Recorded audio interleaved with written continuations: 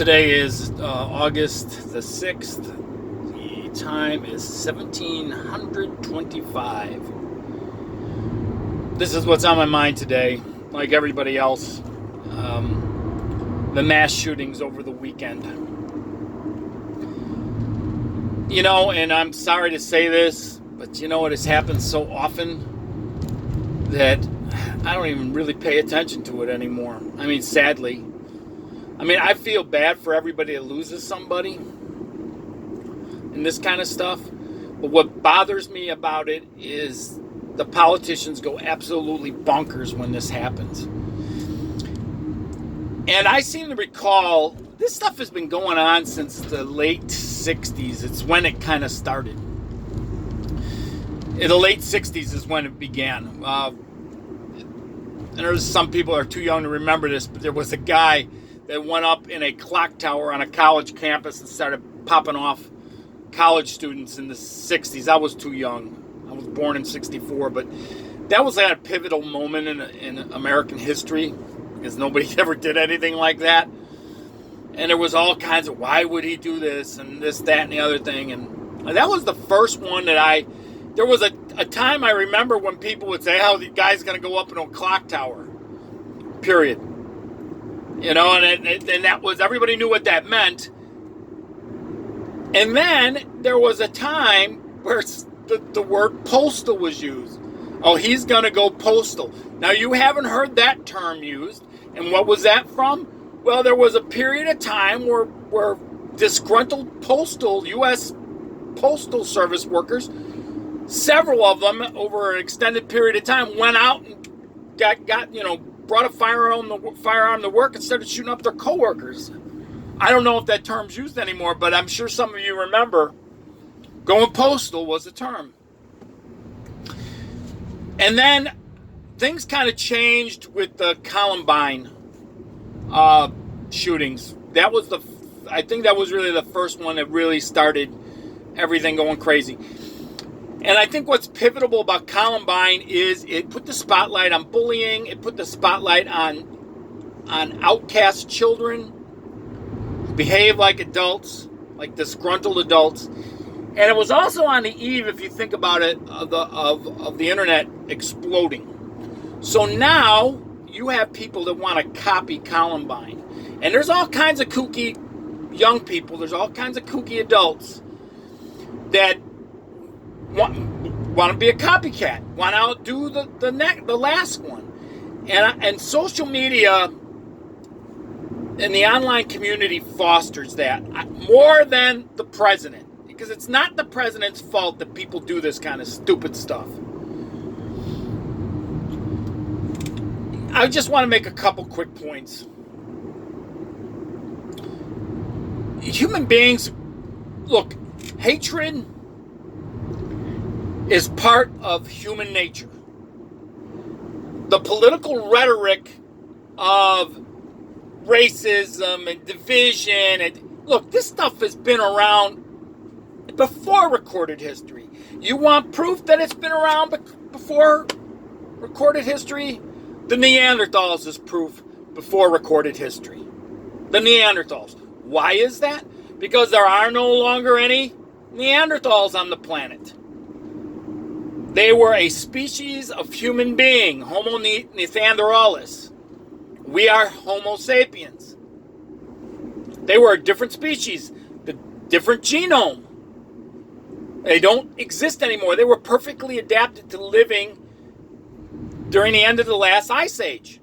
And then our species, Homo sapiens, was moving through northward out of Africa or wherever the heck they say we're coming from now.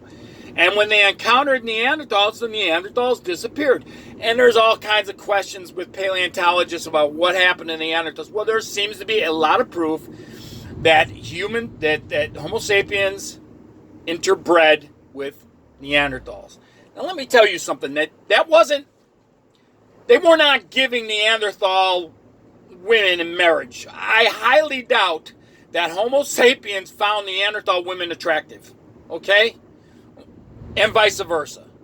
Because every culture's got a different standard of beauty. And Neanderthals were much different looking than us. I mean, they were human looking, but they were shorter. They were stronger. They had larger brains. They were adapted to living in cold climates. And the point is there's proof that we hybridized with them. And their genome is now imprinted on most Northern Europeans. There was another people who called it the Selvians and out of Asia. They disappeared too. I'm going to tell you why. Because when Homo sapiens moved into an area, we were a lot more inventive when it came to tools. And because we were more inventive with tools, we wiped out these other people. We wiped them out. And we did not, and these people did not breed with us willingly. They were victims of warfare. They were victims of being conquered. That's what happens when human beings wage war. Okay? So here we are. We're the only human species on this planet. Why are we divided? Because it's in human beings' nature to be hateful. We are a wicked, nasty, vile human species. We're a vile species. There is something within us, and to use a biblical term, we are all sinners. Every single one of us. Some of us are bigger sinners than the other. But ultimately, hatred resides in every human heart. You can't get rid of it. You can't. There's going to be hatred. There's going to be hatred. It's the strange duality of human beings. We learn how to control it. But what's in the heart is in the heart. You can have all the laws on the books in the world, but you cannot outlaw hatred. You can't. There's no way you can do it any more than you can outlaw love. You know, the homosexuals like to go around now saying love is love. Well, hate is hate. And believe it or not, if you have the right to love whoever you choose to love, then you have the right to hate whoever you choose to hate.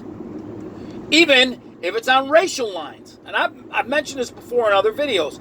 You have the right to hate whoever you want. You have the right to hate any kind of people group you want. I think it's foolish to hate anybody because there are consequences to hatred internally as an individual. When you hate, there are biochemical things happen, and there's theories about that it causes disease and cancer and a half a dozen other things. It's not good. Hatred is not good for the human spirit. It's just not good. You have to learn how to control it. You have to learn how to channel it into something that works for the common good. So, hatred's always going to be here. And as long as guns exist, you're going to have mass shootings like this. Now, you can do away with the Second Amendment. You're still going to have guns because there's going to be a black market for them. And the criminals are going to be the ones that get the guns. And if you don't think this is true, just think about prohibition. We got rid of alcohol. We made an amendment to the Constitution and outlawed alcohol across the country. And what did that cause? Organized crime on a scale that we never saw in this country before. Because people still wanted alcohol. It just went underground. And that's what would happen if you ban guns. If you get rid of the Second Amendment, the same thing's going to happen. And you can get rid of all the guns you want. People will still find a way to cause mass slaughter. Look, on 9/11, we lost 3,000 people without a gun. With a few box cutters, if you really think about it. Now, a box cutter, you could survive an attack from a box cutter. But everybody is too damn scared to go after a couple hijackers, because that's what those guys were, with some box cutters. Nobody ever thought they would fly planes into some buildings and cause that kind of carnage. Any human being that's hell-bent on destroying innocent lives is going to come up with creative ways to do it.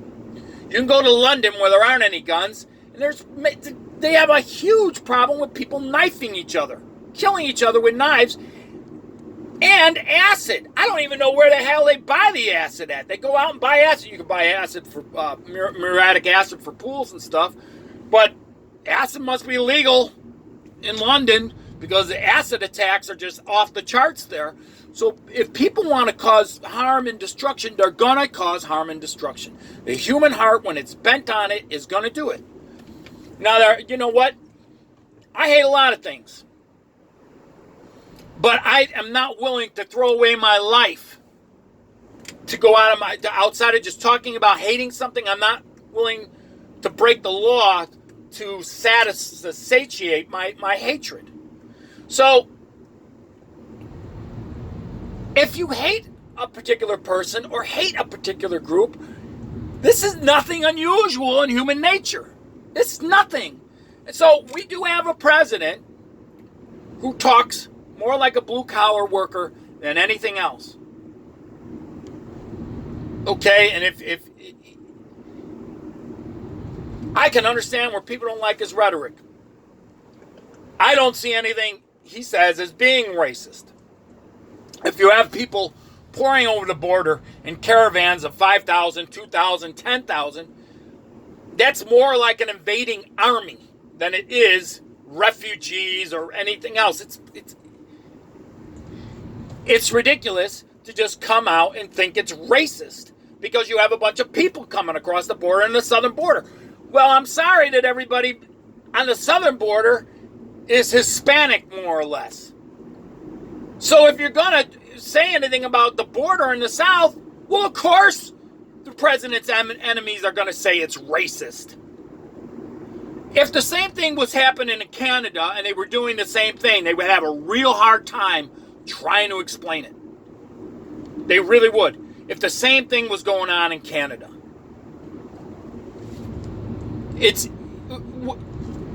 Look, you got laws on the books. You're supposed to go by the laws. The rest of us, regular, average Joe Americans, have to pay attention to the laws. Now, getting back to these mass shootings. I live near Chicago. Every single weekend, it's carnage out of a couple neighborhoods in Chicago.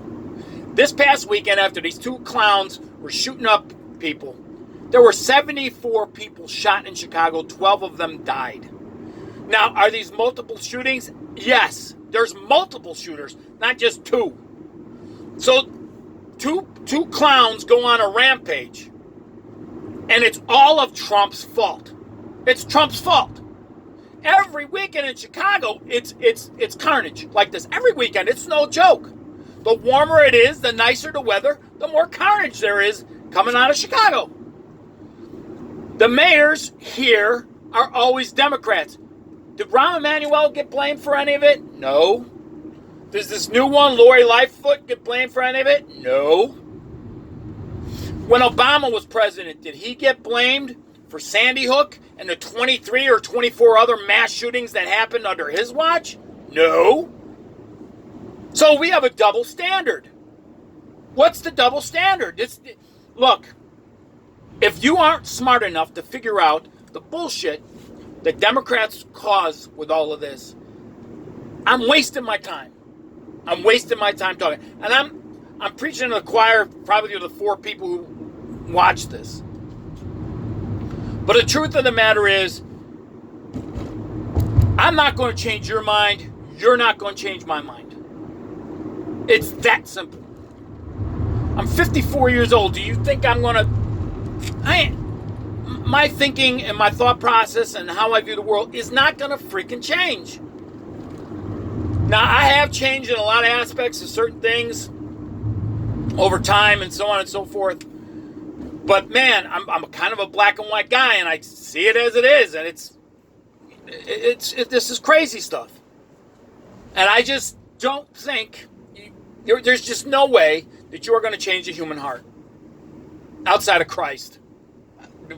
Be honest with you, I really should amend that. Outside of Christ, a human heart is not going to change. And if someone is hell-bent on destroying somebody... I have a friend of mine whose sole purpose in life to come to this country, he was an immigrant. The sole purpose of him coming to this country was to avenge his father's death, to avenge his father's murder. He wanted to get enough money, come here, get enough money to go back and murder the murderer of his father. He comes here, he finds Jesus, so to speak, and through a really miraculous story that's really something to listen to. And that hatred gets removed out of him, and he has a whole different perspective on life. And that is his testimony. But outside of something like that happening, forget it. I mean, when the people are hell-bent on killing, they're going to kill. So what do? Well, we got a mental health problem. I don't know how you're going to fix this outside of infringing on everybody's personal privacy.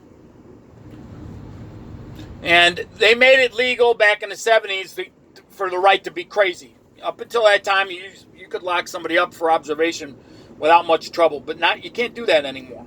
You have a right to be crazy. If you don't think that's true, just look at the homeless situation in LA and San Francisco. They all have the right to be crazy. But these shootings, unless you change their hearts,